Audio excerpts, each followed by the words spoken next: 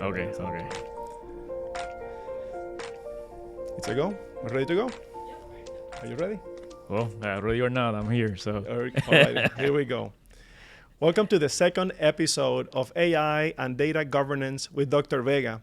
And today I'm really excited to visit with my dear friend and colleague, Dr. Hector Santos, who is now with the University of Tennessee and has been in the research sector for many years. Very interestingly, we have a very common interest in the topic of AI, and Dr. Santos has a heart for the development and mentoring of our new generation, also on the topic of advanced analytics, AI, and machine learning. So with that, Dr. Santos, thank you for joining us here today. thank you so much. It's an honor to be here.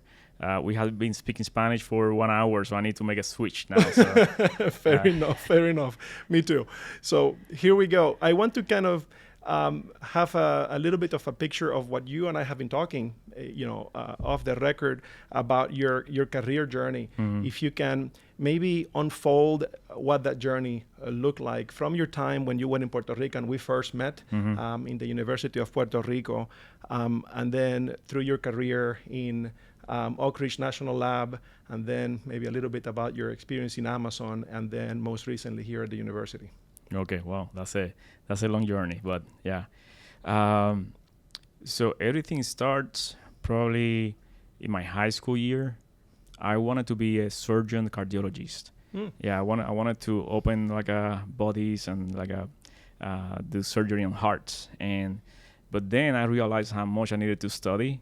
And I dropped that. I don't want to study that much. So I decided to go for a career in engineering, which I also like. I used to open all my electronics, disassemble, reassemble things. And so that was also something that I enjoy, playing video games. Surgery of electronic devices? Is that what you were doing? Okay. Exactly, yeah. Okay. Yeah, if we can call it something like that, yeah. And so Puerto Rico has a big school that, you're also from that school, like UPRM, University of Puerto Rico in Mayagüez.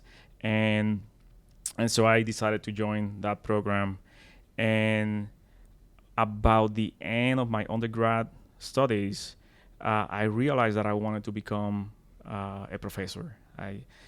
There was this class that I took that I had a professor that he was different. He not only I wanted for us to learn the technical things, but also he would make these comments about life in general, and he was very involved in that. So I saw that and I said, wow, this is very different, and I want to be that kind of professor. I wanted to be more caring about the students, I teach them that life is not just work. That having a good balance is very important, and be an example of a better, be a good citizen, be a good person, and be a good academic and scientist, yeah. And so when I decided to do to become a professor, I realized that I needed a PhD. I said, oh my gosh, I need a PhD. So there we go. Yeah, that now at Puerto Rico, a undergrad program on average is 5 years. So I already spent 5 years on my undergrad. Then I went to Purdue. I spent 2 years in a master's at Puerto Rico, same university. Then I went to Purdue for 5 years. And at Purdue University, I had an amazing experience. It was a big change, going from the Caribbean to a cornfield, a lot of soybean and corn. There was no mofongo, there was not the things at home, so I was very homesick. But all those experiences made me very stronger, and I had a group of friends that support me during that time, and so I went to Purdue, finished my PhD with a lot of effort. It was not easy. It was very hard. And in 2010, initially my plan was to go back to Puerto Rico and teach. But it was 2 years after the financial a crisis, yeah. And so there were no jobs at Puerto Rico, academic jobs. So my only option to return to the island was to start my own company. Mm-hmm. And after talking to several people, I was advised, hey, Hector, just stay in the States, in the mainland, and, find the best position that you can get. Then, you will develop a reputation, you will make contacts, and then if you want to go back to the island, you can do it. And so I decided to do that. That's how all these things, there are things that happen that I don't have any control of it, but they just happen. While I was at Purdue, I met Ken Tobin. He was a director at Oak Ridge National Labs, and I was his host. He visited Purdue. I took him around, and while I was visiting different professors, we were talking about life and work, and he said, hey, when you're looking for a job, look for me. So I did that. They called me for an interview. I was blown away by the people that I met, and then when I was visiting, I saw Oak Ridge and Knoxville, and it reminded me of Puerto Rico. I'm from Seattle, from the mountains, so a lot of mountains, a lot of green, and so I fell in love with the area, and so for me it was a temporary thing. So it was, let me take this postdoc. I will spend 1 year, 2 year, but those 1 year, 2 year took me 12 years. So I spent 12 years at Oak Ridge. I was converted to staff after a year and change, and I started building my own programs in computational imaging, biometric recognition, and I started growing. Later on, I became a group leader at Oak Ridge National Labs. I founded a group in biometrics. I was a co-founder of a program in identity sciences, and so everything was great. Everything was really good. But I'm always looking for something challenging and be challenged and new experiences. And after 11 years, I said, what about those dreams that I had about academia? And then I realized that probably I needed a change in terms of what I was doing my career, and Amazon came knocking on my door with an amazing offer in terms of the experience. So they were, at the time when I was talking to the hiring manager, he wanted to work on content understanding. So we are in AI. We know that data is king. You can have amazing ideas, but if you don't have the data, you can do little. Right. So it was with Prime Video, so a lot of video, a lot of data to play with, great support, great organization. So I said, okay, let's do this, and so I spent a year at Amazon. It was if you want to go deeper, we can go deeper into those topics. But it was a lot of growth. I wanted something different. I got something very different. Going from a national lab to a high speed like a train, which is like a tech. And then so we went into this before it was very easy to get a job remote. And then Amazon started switching to, hey, let's go back to the office. We are settled in Knoxville. I have a family, 2 kids. We really wanted to stay in Knoxville. And they were super great with me. They even offered to stay remote. But then because of those shifts in the policies, I started looking back at my plan of, hey, I really love to work with students. I really love the academia environment. Should I look at that? And then incidentally, I look at the University of Tennessee EECS website, and they had openings. And so I said, okay, let me apply it. I'm not losing anything. Academia takes forever for them to make a decision. Right. So I can apply now, and then let's see what happens. And so things move in the right direction, and I decided to come here. It's again another shift in what I do, how I do things. It's very different, but I'm having a blast right now.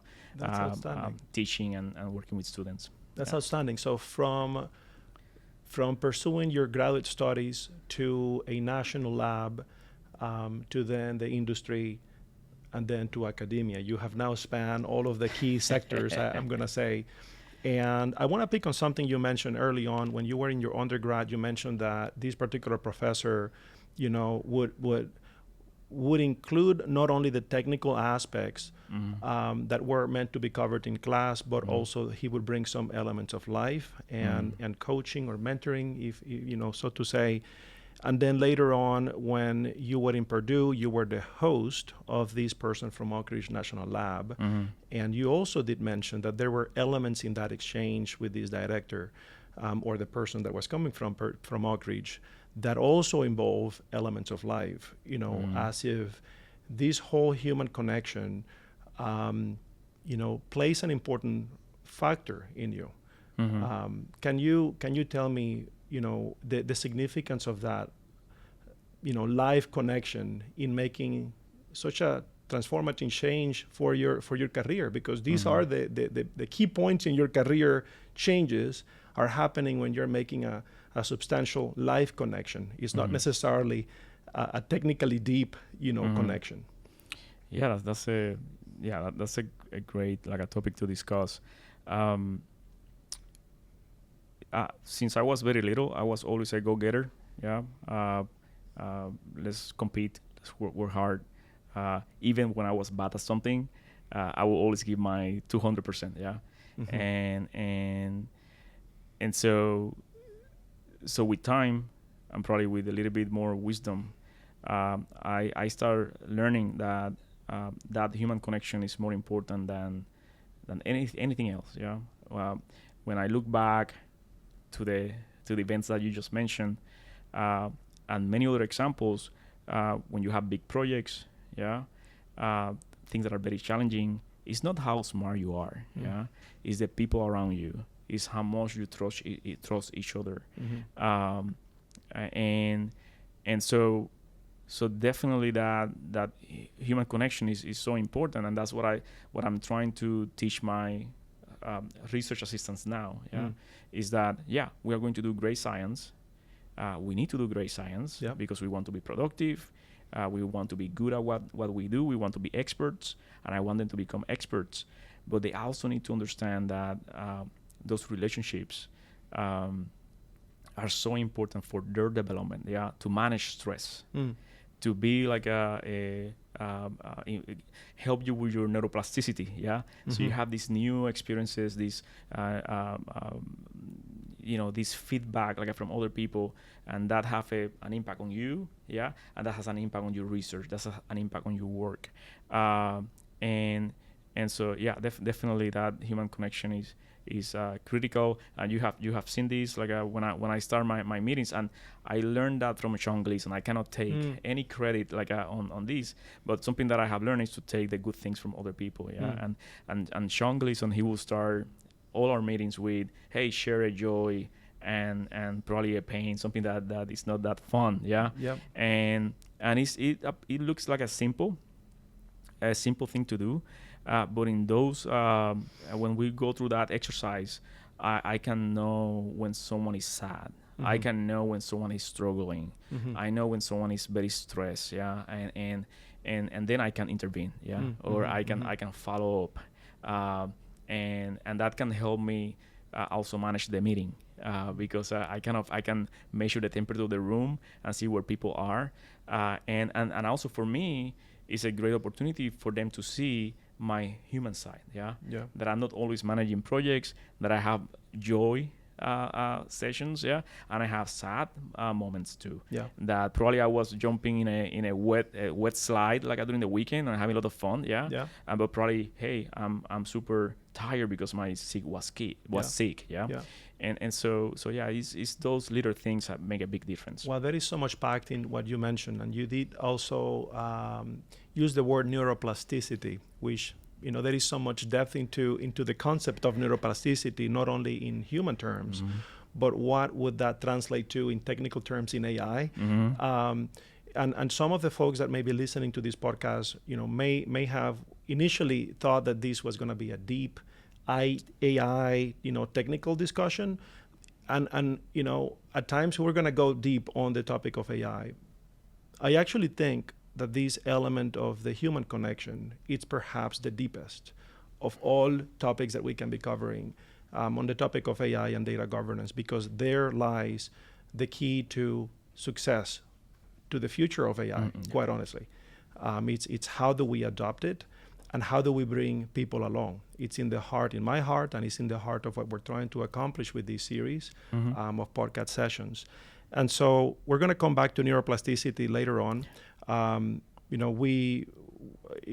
I think that, so to prep the ground for the later discussion, I think of that neuroplasticity in kind of two layers, because we're going to be talking about innovation as is, a driver in national labs and also in academia. Innovation is very important. But also consistency plays a role. And consistency and innovation, sometimes I don't think that they're very friends. But we're going to come back to this topic, here in just a moment. I want to kind of maybe test your neuroplasticity and how it has gone from your cognitive parts of the brain to, let's say, the more instinctive, part of the brain and the core, the stem of your brain. When you have translated some of your cognitive, lessons learned in your recent history, and now into the more instinctive decisions that you make day to day, which you don't need to reprocess those things day to day, because they become part of you. And you're alluding to some of these in the human connection. They have become a part of you. You don't have to think about, noticing how people is feeling, and whether, that how that impacts your project. It has become an instinctive part of you. So if you had some stories that you could share with us in terms of these lessons learned in your time, whether it was at University of Puerto Rico when you were, doing your undergrad or your master's, or at Purdue. And the reason I ask specifically about that is because some of the folks listening are pursuing higher education, and your brain now is not the same brain that it was when you were back in school. But in retrospect, I want to see, now that you can look in retrospect, what were the big moments, those lessons that really changed, how you had an outlook for life back when you were in your undergrad or your grad studies?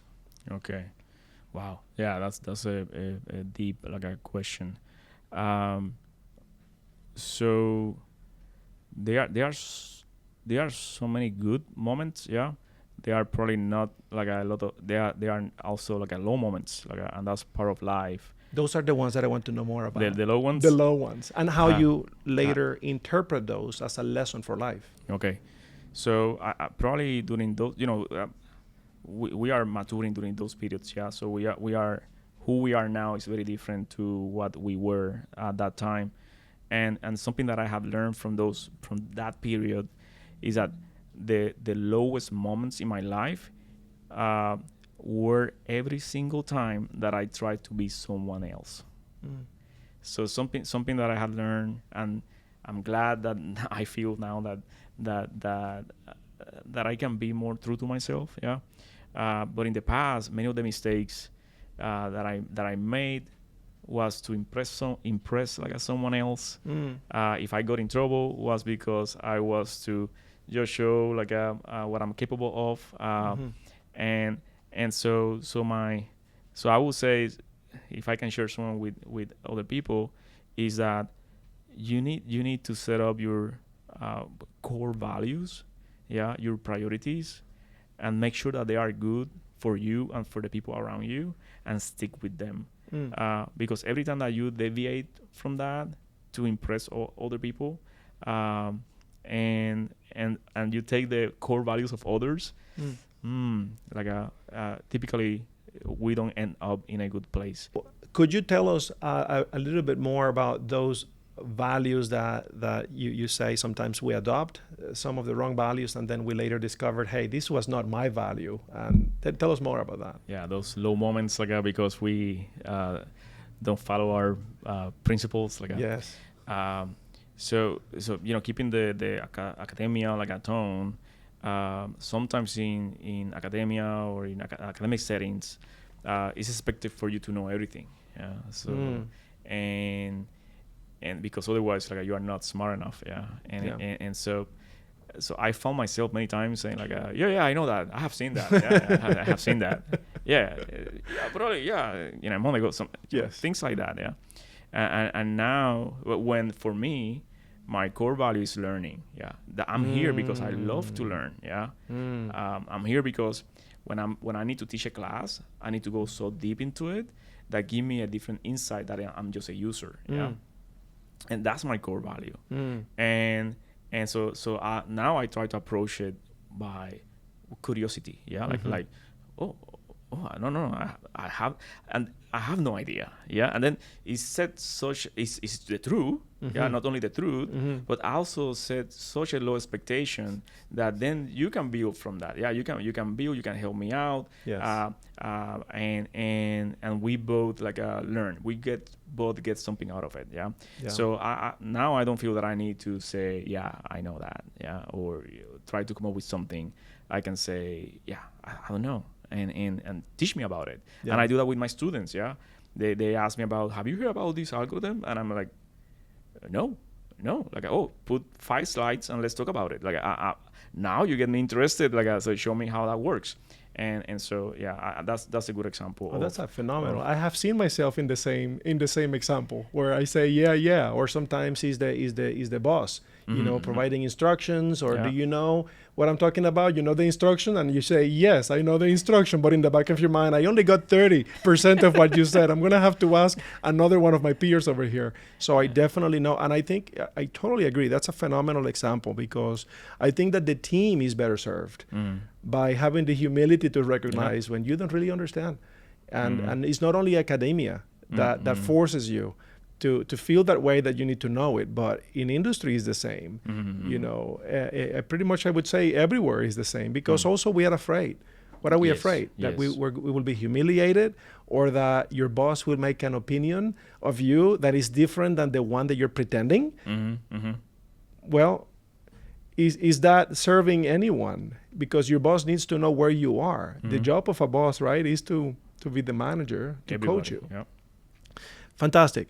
So I think that the next question here is probably going to be very tied to that response there.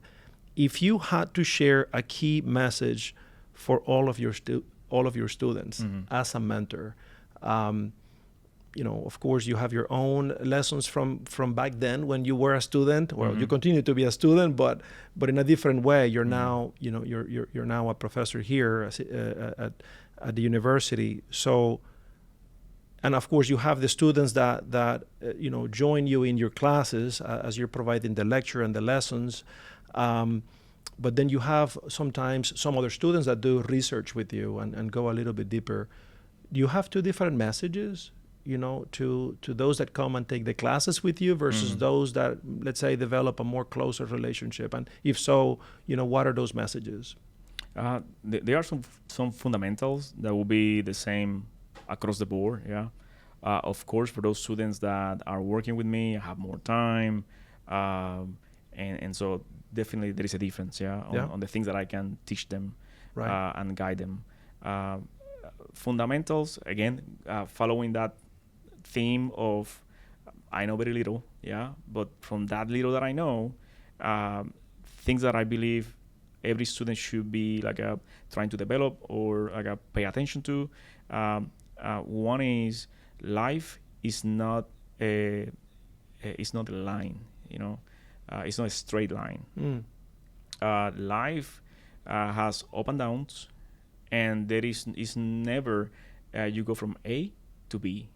You may go from A to somewhere else, and you want to get to B, and probably B takes a few steps, and that's okay.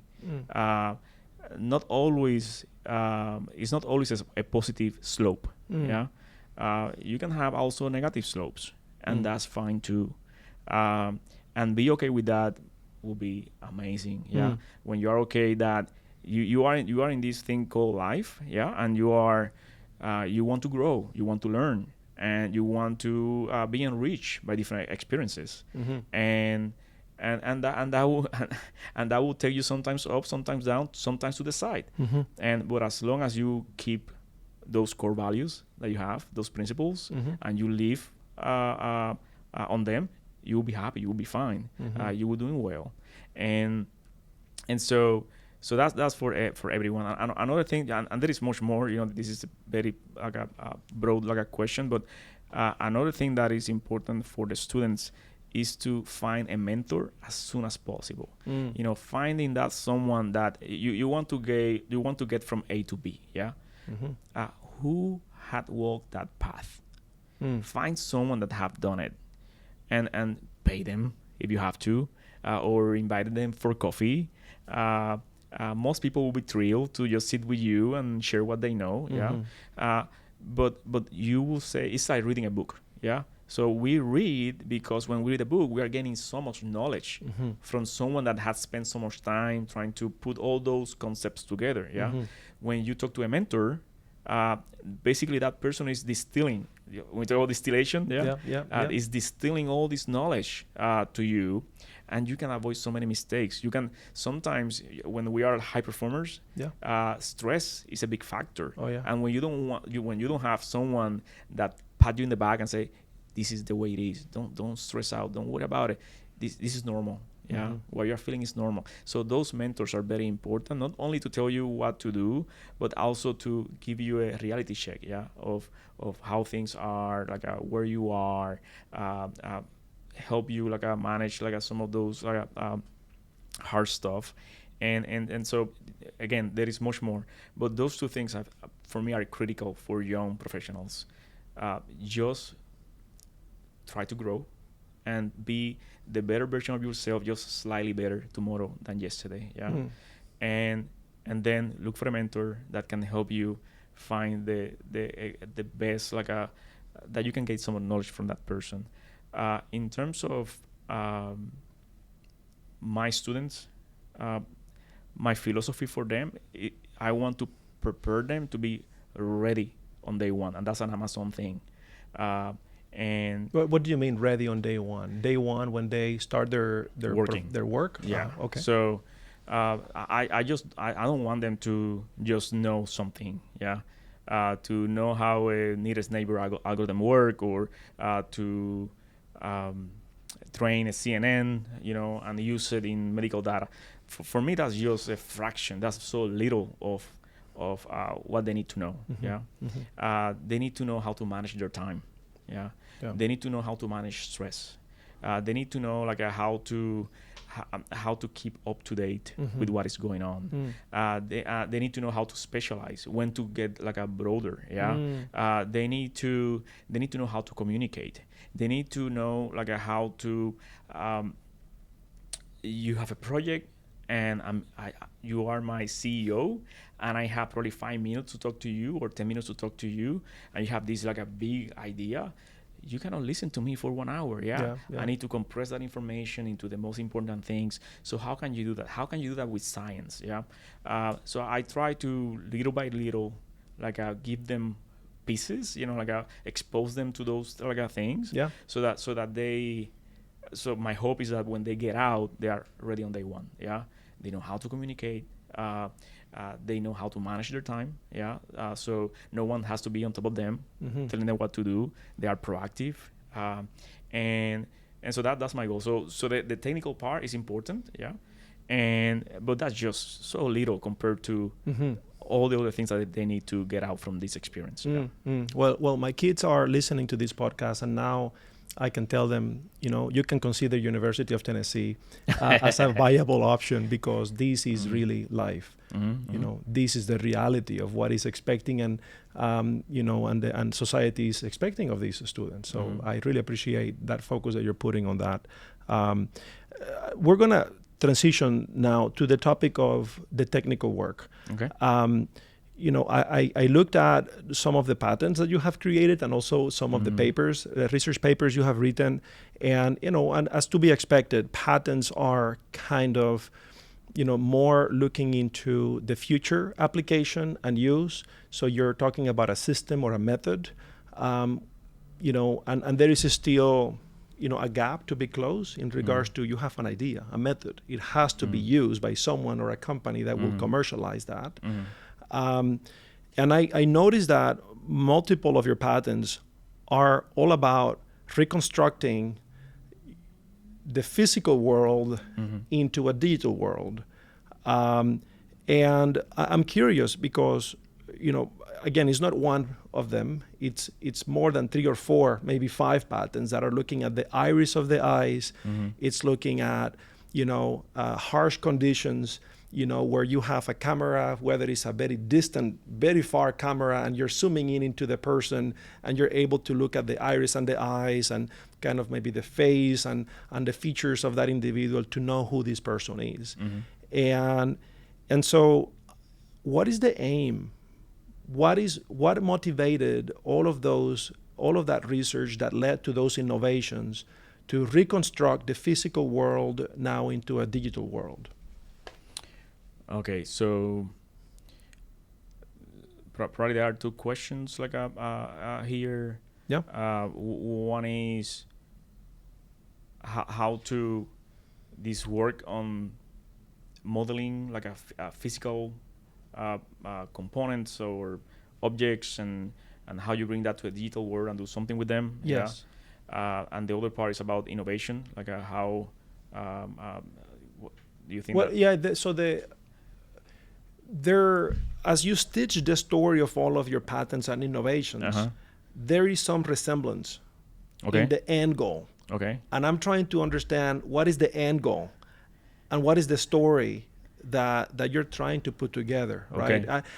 And sometimes we get into research because, hey, that was the funding that was available, right? And then you move to the next one, and maybe it's not too correlated. But as I look at all of your patents, there is some correlation, actually. So what are you after? What is in the heart of that research that wants you to dig deeper into reconstructing identity and knowing who is the person behind an image? Okay. Probably I'm going to get this wrong. But I believe that innovation is defined as taking things that exist and putting them together. Yeah, and that's one of my strengths. And so I'm really good at sitting with you for 5 minutes and just listening to you, and then somehow connecting that to someone else's work, and say, wait a second, I can use this technique here, and so these patents come from that, and in the sense that, for example, there are people doing computer tomography for X-ray, X-ray computer tomography. They're doing reconstructions for medical images, and they are using these algorithms that they model how the X-ray propagate from the source, go through the skin, and they have models for how it hit the bone, those attenuation, how the attenuation occurs, and then hit the detector, and then there is this ray, and you compute from different angles, you take different angles, and then you have this mathematical problem that you solve, and they use that for that problem, and then I work in the national security space, and we serve the DOD, the Department of Defense, the Department of Homeland Security.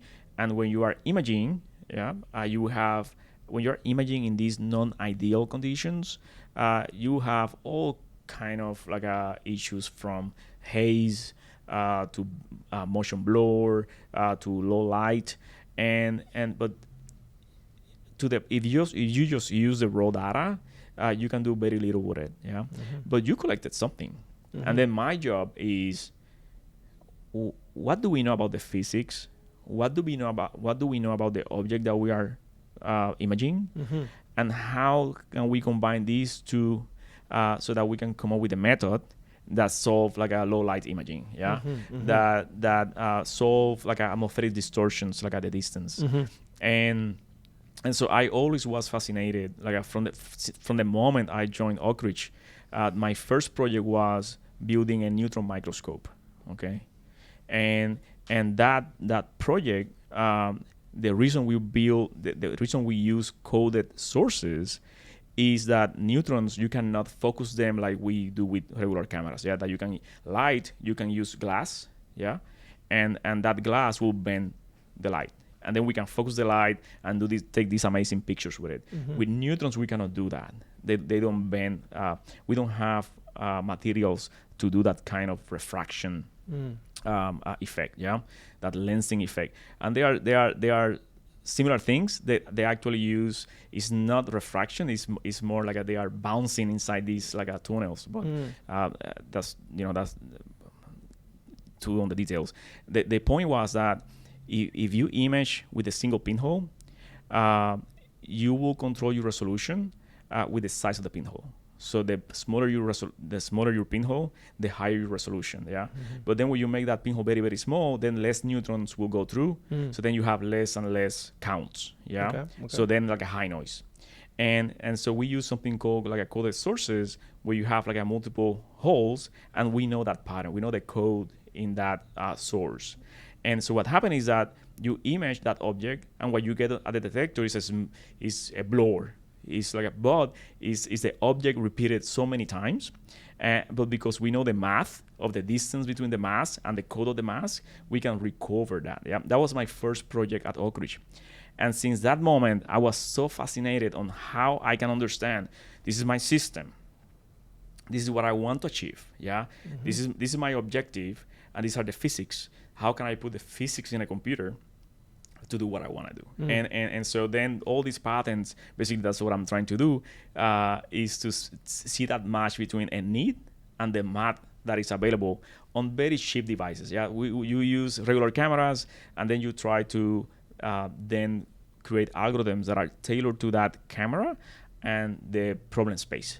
And so that's where the innovation comes from, because I'm very passionate about that problem. And now what I'm doing is, before, and just to give you an example, we built an ultrasound reconstruction technique with Charlie Bowman at Purdue University, and he's one of my mentors, by the way. And so Charlie has this method called like a model-based image reconstruction, and he used that on computer tomography, X-ray imaging, and PET scan, and things like that. And I saw that from Charlie, and I said, hey, I want to use that on ultrasound. And I think we can use it for ultrasound because of X, Y, and Z. Oh, yeah, Charlie's always very positive. Yeah, let's do it. And so we got a grant. We started working on it. It took us 3 years. 3 years to build the first model. Okay? And then the second one, it was like a 3 or 4 years, something like that. The second model, it took us like a 1 year. And then the third model, it took us like a month or a few weeks. But that initial development of a model for a modality, for a system, is very expensive. Yeah, and this is just like putting physics in the computer. Yeah. Okay. So now what I'm trying to do is, how can we use machine learning, like a deep learning, to expedite that process? Gotcha. That either my physics are not that good, or I learned the physics from my data, and so how can they complement each other? Yeah. So that part of computer science where we want to model the physical world for some kind of application, I'm very passionate about it. And in terms of machine learning, physics give you bounds. Yeah. So one of the issues in machine learning is hallucinations. And if you just dump data and you just have the model as a predictor, you can get into big problems. Yeah. So bounding things with physics, like validating your model with things that are well understood, I think is a good practice. Is this? So you mentioned tomography and ultrasound. This is using sound, right? And then I have seen the other patterns that you have also about imaging. So it's either how would you describe we have a mix of signals here. We have the visible spectrum on one end, and then sound doesn't belong to the same. Different like mechanics. Yeah. Different mechanics, different physics.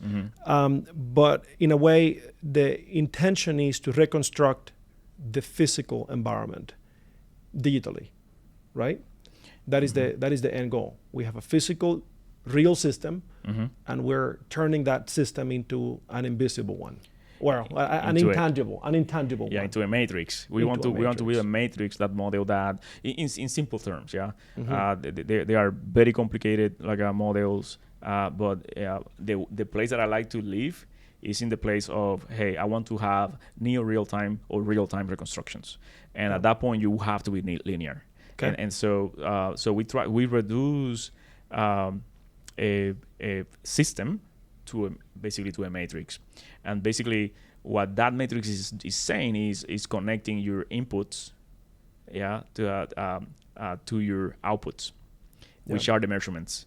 And so that matrix is basically a multiplication of the probabilities that given that input, this is what you need to see on your output. And then you wrap that up in a statistical framework to do like some kind of reconstruction with it. Like I say, it's an optimization problem. Yeah. You just mentioned a word that I love, which is probabilities, and I love it because sometimes we treat as if the output of AI was deterministic when we know it's probabilistic, and it concerns me, greatly. The fact that we want to educate people, but you and I know that the use of, for example, Gen AI, from a chat perspective, whether it's ChatGPT or Copilot or others. We know that the vast audience that is using these models are not necessarily well versed with the technicalities of it. And so even though we know that the outputs are probabilistic in nature, it is being taken as a deterministic output. And so that will definitely have some societal impacts that we're going to come back in just a moment. It just impresses me. The work that you have done reminded me when I saw some of these patents that you were working on. When I watched the movie Minority Report and we had Tom Cruise, being identified, as he was coming into buildings and the like. And also, I forgot the name of this other movie that kind of predicted the behaviors of people. As if, certain facts, was it Fifth? It was not Fifth Sense. What is the movie?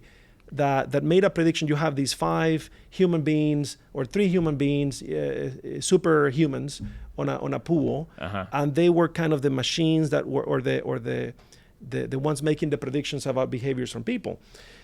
So this brings me to the point of, facts that are conscientious facts that we can see. You can take with your camera, you can do the imaging, you can do the ultrasound of the physical things and actions of people. But they don't necessarily address the subconscious or what happens inside the people because you cannot see those, right? So I'm talking about our thoughts, our intentions, the motives, and what happens before the action comes to life.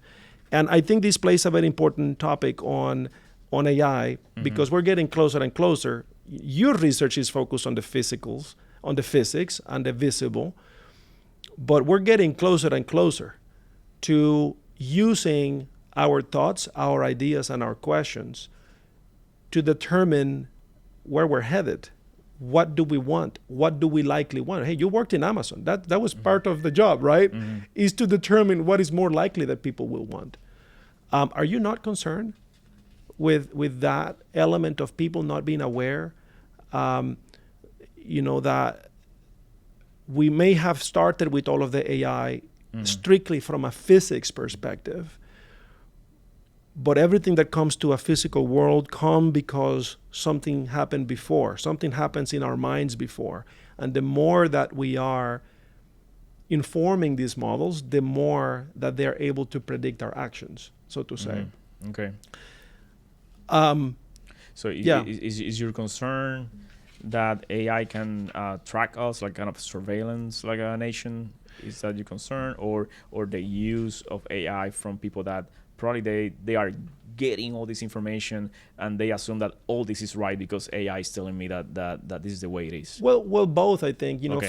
from the end user perspective and how well educated or not these people using the models, that's a concern. People misusing the outputs of an AI model. But also the use of the companies that do create the systems. Okay. I do have concerns, but I mean, this is not about what I think. I want to know what you think. I was trying to understand, like, make sure that I'm answering your question. Yeah. Sure.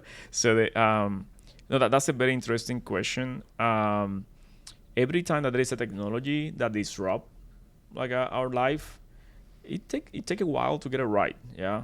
For example, when you drive a car, will you put your seatbelt or you don't wear a seatbelt? Always wearing Always, a seatbelt. yeah. It's automatic. Yeah, Yeah. you just pop, yeah. But when the cars came out, they were, I don't know.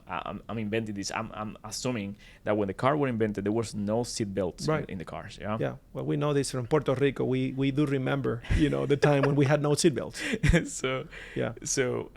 the car disrupted completely how we transport. Yeah. And it took a while for us to figure out, hey, when people are going at speed, they need some safety on them. Yeah. Yeah. And it saves life. Yeah. So I think that with every technology that is as disruptive at what we are seeing with large language models, there will be mistakes. There will be things that we are going to get wrong. Yeah. My perspective, yeah, being in that community and interacting with these individuals that are doing state-of-the-art work, I haven't found someone that says, I'm building this because I want to conquer the world. Okay. I'm building this because, all these nefastous reasons. Yeah, I haven't found someone like that. Typically, yeah, some people they want to do business, but most people they really want to do something challenging. They want to do something that is beneficial to society. Mm-hmm. And me myself, I see in so many ways that this technology can improve our daily life immensely. Yeah. And we can talk about those examples.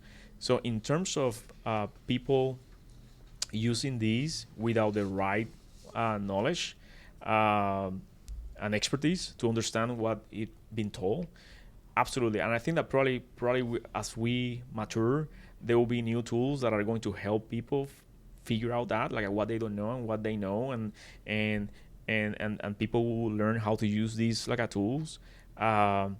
And in terms of the surveillance state,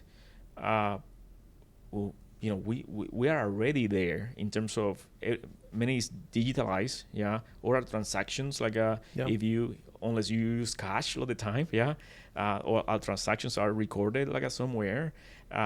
If you have an Amazon account, probably you spend over $10,000 in Amazon every year, and they know exactly what you order, what are your typical buying trends. And from those trends, they by the way, I didn't work on Amazon on that space, so this is completely me, a personal opinion. They can guess what is happening in your life. There was an example, Target. So Mm-hmm. Target Mm-hmm. was one of the first companies to use AI to customize ads, and they were sending these customized mail ads Mm-hmm. To people. Mm-hmm. And one day this father comes extremely angry to the manager of the store, why are you sending my daughter these products? And it was about pregnancy ads, things about women that are pregnant, Mm-hmm. things for babies and how to take care of a newborn. And the father was extremely upset because why are you sending? Do you want my daughter to get pregnant? Is that what you're trying to do? And he don't know that his daughter was 3 months pregnant into a pregnancy. Yeah. So Target didn't want her to do anything. Mm-hmm. They saw some searches, probably I don't know the details of. They saw some searches and the algorithm reacted to it. Yeah. Okay, so the next question I have is building on top of this digital reconstruction of the physical world, and it's a concept that some people call it digital twins, some people call it the metaverse. If we look at companies like Meta, for example, they have put a lot of investment into building. They even changed their name from Facebook to Meta, because the metaverse or these other digital reconstruction of the world is where they're moving towards. But it's not only in the media aspect of Facebook, but you see these, in companies when they call the concept of a digital twin. Mm-hmm. They see a future, whether it's utilities or manufacturing or doctors doing surgeries and soldiers training in the military conditions. It's all about how do you immerse yourself in virtual reality. Mm-hmm. and you have scenarios of of reality that you're practicing and getting ready for what is to come. And that future, will involve transactions most likely, and things that you're doing in the digital world that have consequences in the physical world. So in all of that topic of reconstructing the digital world from physical concepts, now this kind of makes me think of the TV series The Flash in Netflix. Not to promote it, but our family have seen kind of multiple of these episodes, and it was very nicely done. And in every episode, you had the Flash, the hero, kind of come to the rescue, of certain villain, and every episode is about a new villain that had a new capability, a new way of attacking the city. And there are so many parallels in these TV series that I like to kind of bring that to the conversation now, to kind of talk about villains and heroes. Because in your role, I would like to think that the people that want to formally get an education, they have, for the most part, I would like to think that these are the people that are wanting to build up society, that want to do something good for humanity. And so I like to call them heroes. You are preparing the future heroes of our society as we're building and moving more and more towards a digital world. Unfortunately, we know, just like in the TV series, that wherever you have heroes, and the need for a hero also is because you have villains. And so the question is, how can we address this challenge? We know who are those villains, that we should be mindful of in the digital world that we're getting into, which is increasingly not only more digital, but much more advanced in the speed at which things are done with AI and machine learning. And are we producing the right ratio of heroes to villains? Absolutely. I Yes. think, yeah. Okay. The short answer is yes. Yeah. Definitely, there are more like good people than people with bad intentions. Okay. I truly believe that. That doesn't mean that there will be people with bad intentions that are very smart, very capable, yeah, and the damage that they can do is substantial, yeah. And it's like, you to build trust, it takes years, yeah. To lose that trust, it takes only one time, yeah. So probably there is an analogy to that in terms of cybersecurity attacks or villains, yeah. You can have like a bunch of people that are really good, but then you have one or two that are not that good, and they can do a lot of damage. And we see that, yeah, because right now with the AI, this has been used to discover new medicines, yeah, new drugs, new therapeutics, personalized like a medicine, helping education, people with different diseases, syndromes. Like AIs have shown like a not only potential, but actually have been used to help in these spaces, yeah. But then we think about data leaks, yeah. We think about using your data, my data, to train a model to answer the world like a questions, yeah. And so I think that the good is bigger than the bad. The bad will be there, and I think as a society, that's when we need to get together, have these conversations to figure out, okay, how can we regulate sometimes? How can we create a culture where there are things that are not right, and that we try to always move towards the good, yeah, and address those things. Like, I think that's part of human nature, that we are always encountering new novel threats, and we figure out how to address those. In terms of the metaverse and being exposed, like Facebook or Instagram or metaverse, where you are going to expose your identity or who you are into these places, and you're going to do all these transactions. There is the technical component of how this data is shared. There is this technical component of like the security of this data, but also there is the personal component of like what is my tolerance for risk, yeah. And for example, I don't have any issues with using social media, but I'm not that active. Like I really don't like it that much, because I like my privacy, and there are things that I don't want to share. And so I think there is that personal factor that there will be people that they will be more willing to do it than others, and I think that that's okay. And the people that are governing this data, then the baton is passed to them to make sure that, hey, how can I can block outsiders, like external threats, inside threats to this information that is sensitive. Yeah. And so, yeah, definitely a challenge, and I think that is something that many people are working to address those. So let's dive a little more about the industry partnerships and what is the role of industry in all of this innovation that is being created. Because certainly, at least it feels to me that the speed at which, new advancements are done in this field it's unbelievable. It seems like, what used to be 5 years, it feels like 2. What used to be a year feels like 6 months, and the tempo of all of these is kind of, increasing, and so that means that not only we're creating these new ideas or bringing to practice, but it also means that there is many opportunities to bring companies to materialize these ideas into some products that people can use. And so now you're moving from a national lab that is supporting innovation in many ways to a university that is still supporting innovation in many ways, but also has, I think, a responsibility to kind of bring that future workforce. What is the role of industry? You have yourself some patents. In the future, you have more new research. Some of the research will be, federally funded, maybe state funded, or maybe sometimes even industry funded. But what do you think is the role that industry plays in this particular field of AI and machine learning? A big role. There had been a shift in the innovation side. Academia will always have their innovation.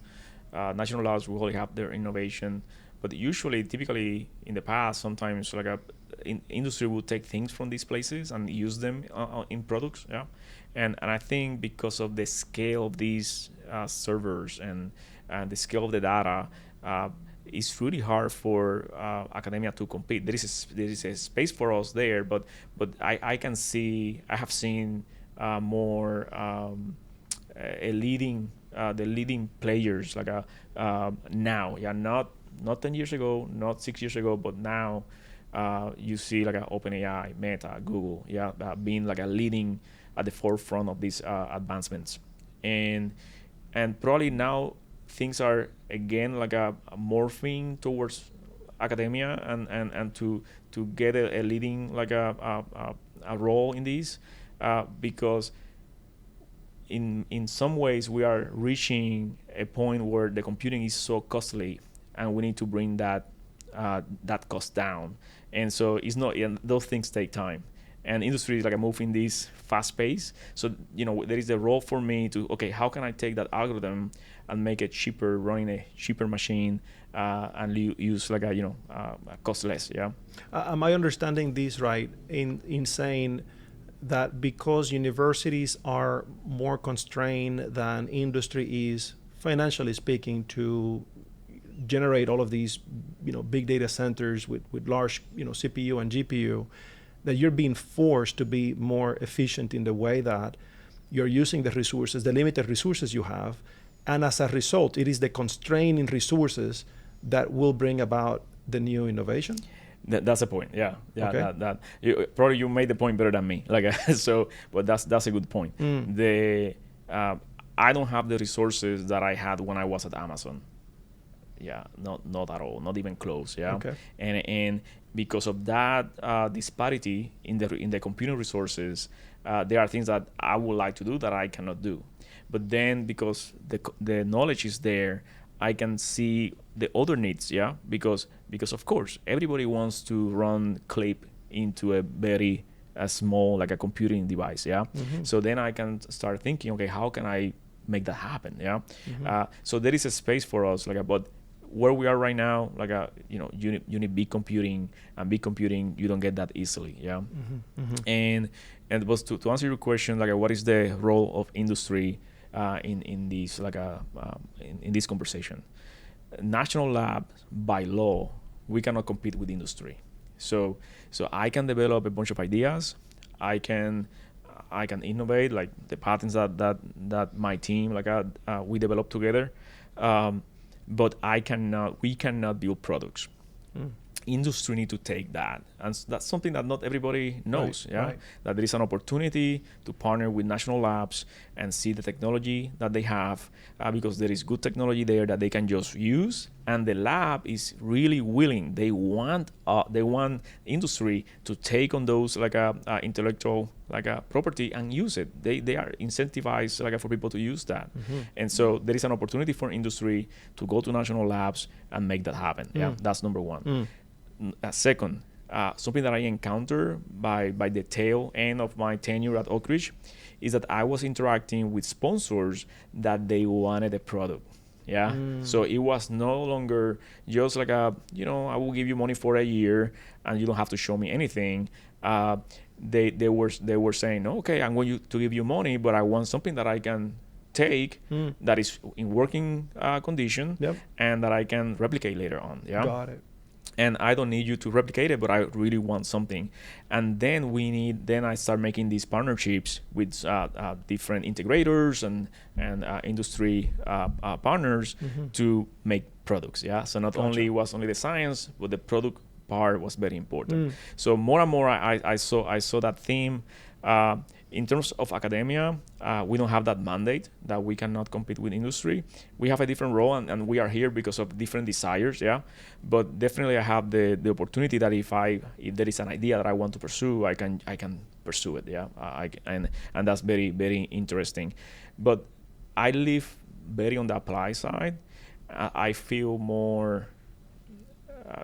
It's just I'm happier when there is something that I build and then people use it. So I'm constantly looking for partners to do research, and those partners either come from national labs or from industry. Gotcha.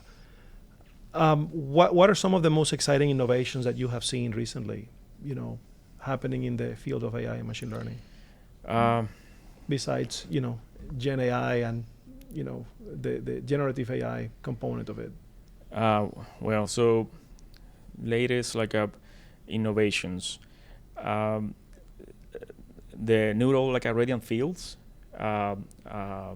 that's super interesting work. Not necessarily completely new, but now we are getting them better and better. And what you do with this nerve techniques is that you can use a regular camera.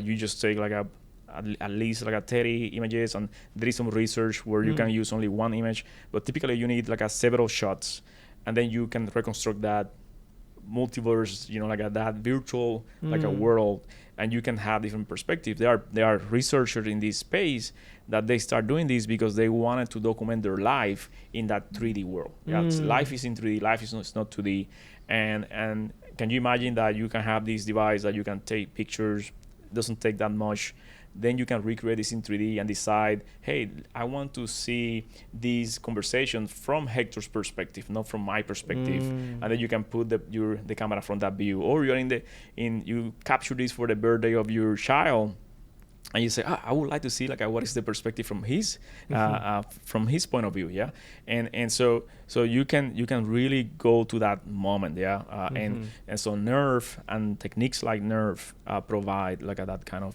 a technique. So that's very interesting.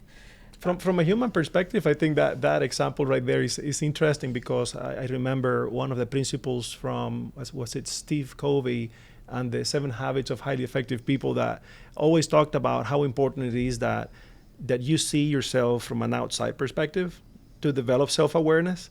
And I don't know that we have enough tools today to help students or to help other professionals develop self-awareness. How do you do? If you don't have a tool like that, how do you help develop self-awareness in people? That is a question. Not that we have to address that question now, right? But it's something that I think it would be fascinating to see how tools like that help develop also the human element, the human connection. From the perspective of the innovation and how do you sustain an operation. Companies have a challenge, and I'm talking now about industry. Since I'm talking about industry, let's move now dive into the industry component. I see more and more that companies, on one end, you have those who are, moving the boat in a significant way and creating quite a bit of, new technological advancements.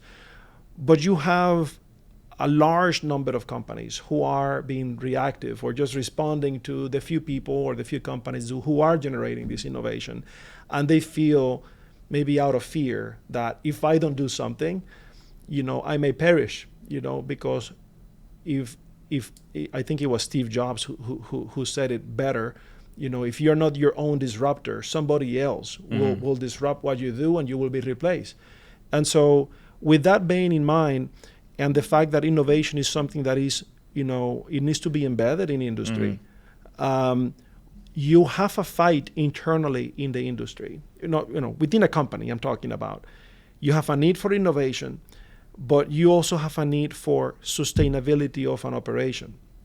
And why I bring this up, in the field I work in energy and utilities, which is my daily bread, so to say, from the professional perspective and technical perspective, there was always a stretch between moving forward with new ideas and new customer experiences and new everything, but at the same time you have an operation to run. You have to keep the lights on. You have to power plants need to be reliable. You have to do this safely. You need to care about so many other factors that are not just innovation. And so this brings an interesting challenge within the industry. Not everyone in a company can be innovating, but not everyone can just be surviving, and just doing business as usual. And so, in this topic of innovating and sustaining, do you have any perspectives about how you think, since you were in Amazon, we can consider that an industry component. Did you see this fight or this challenge to push forward with new versus just keeping things running? All the time. Yeah, and not only at Amazon, like Outreach too, academia too. Okay. We live in a fast-paced world, and everybody, for example, if you're a professor, you want papers, yeah.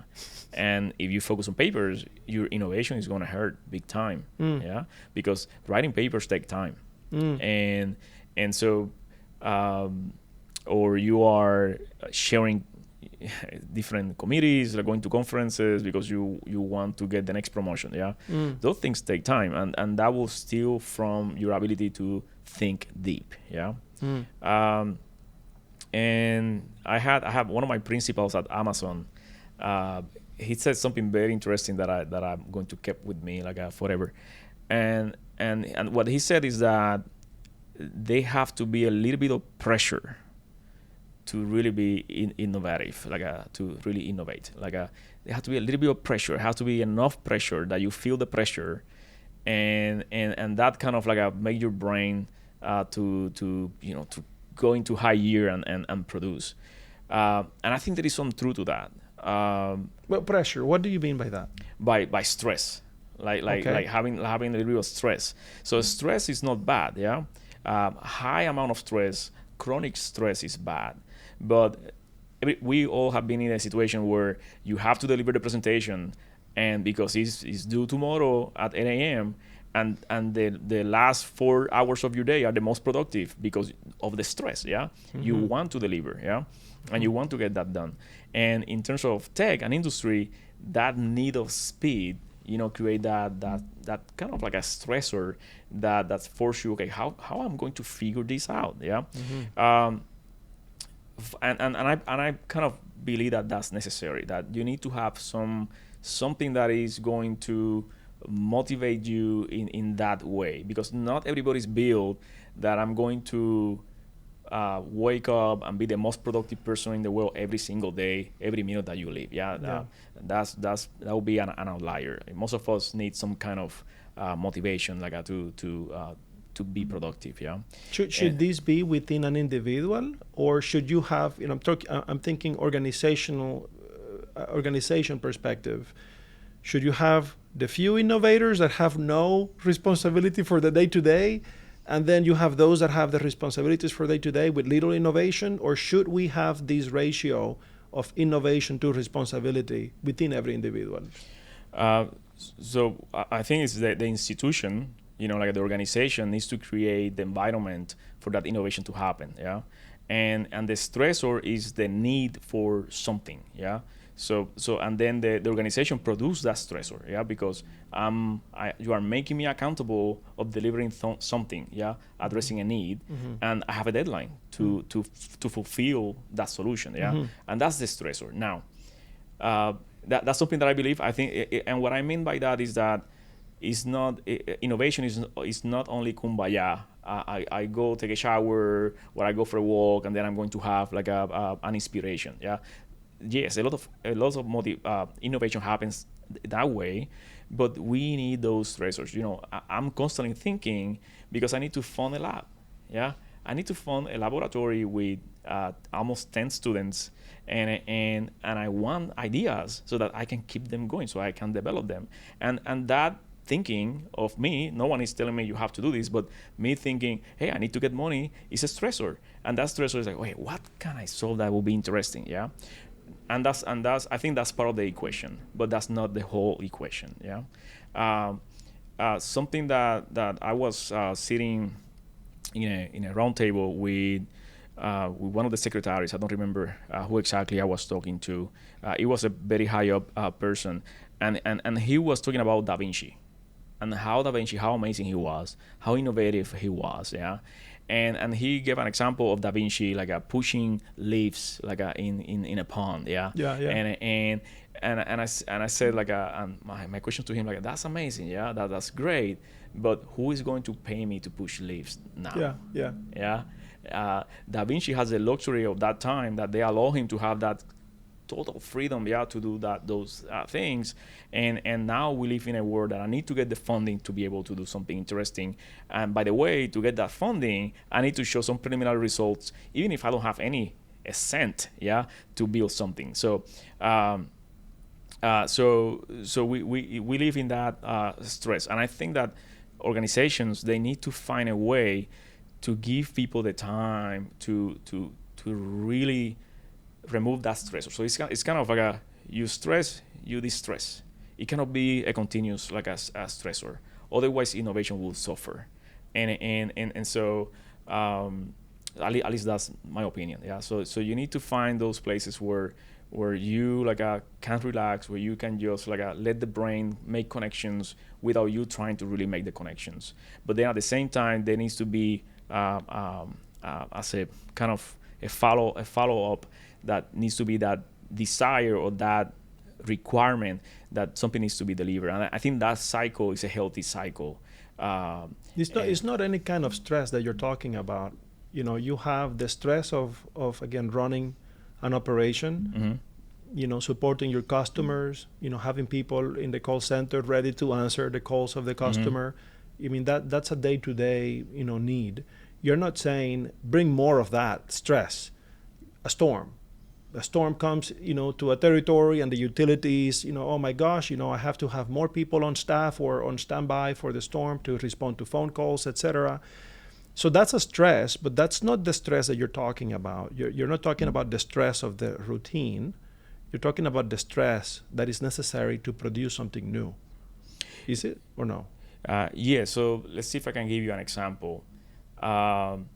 We had a big project with an agency, a big agency, and this was a titanic level of effort. Okay. And the team, because of the titanic size scale of this project, they were overwhelmed.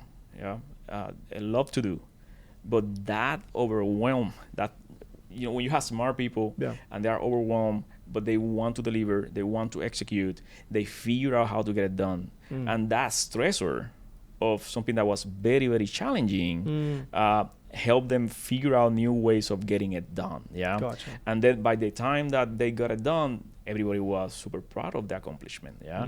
Like it was an amazing accomplishment because of the stakes, because of how big it was. Yeah. But if they had all flexibility, or if they had all the time in the world to get it done, it will never get done, because it has so many parts. It has so many complicated things to get done. It was the push of the deadline, yeah, the push that they need to deliver by a certain time. Otherwise, they will look back to the sponsor. The money can be removed. That help us get things through. Yeah, that's the kind of stressor that people don't like. Yeah, I would say, oh, we don't want that, but the truth is that we need some of that. That's awesome. Thank you for that.